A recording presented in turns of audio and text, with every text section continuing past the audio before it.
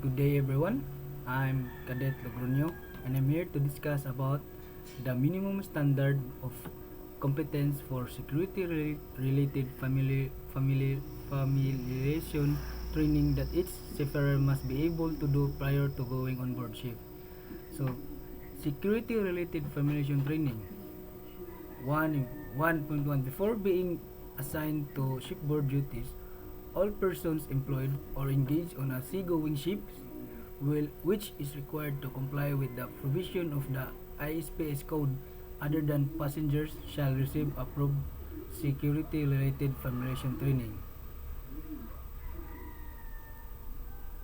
and report a security incident including a privacy or armed robbery threat or attack. 2 is know the procedure to follow when they recognize a security threat, and 3 take part in security related emergency and contingency procedures.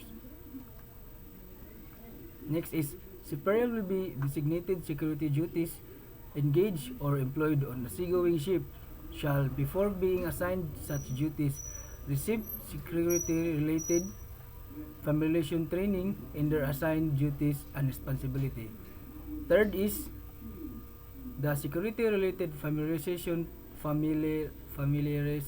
training shall be conducted by the ship security officer or an equally qualified person. 1.4 train 1.4 training requirements of 6.5 STCW for ship security officer remains unchanged.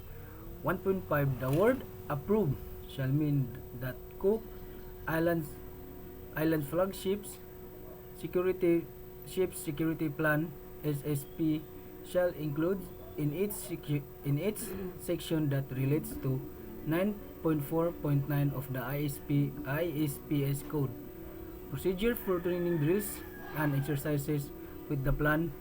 The following or similar all persons employed or engaged on the ship shall receive training enabling them to: first, report security incident including piracy and armed robbery threat or attack.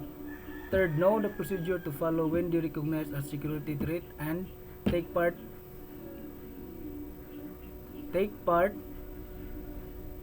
in security related emergency and contingency procedures. 1.6 documentary evidence must be kept by the ships in order to establish that training has been completed. It is recommended that the same method of recording safety familiarization training is used to record security related familiarization training.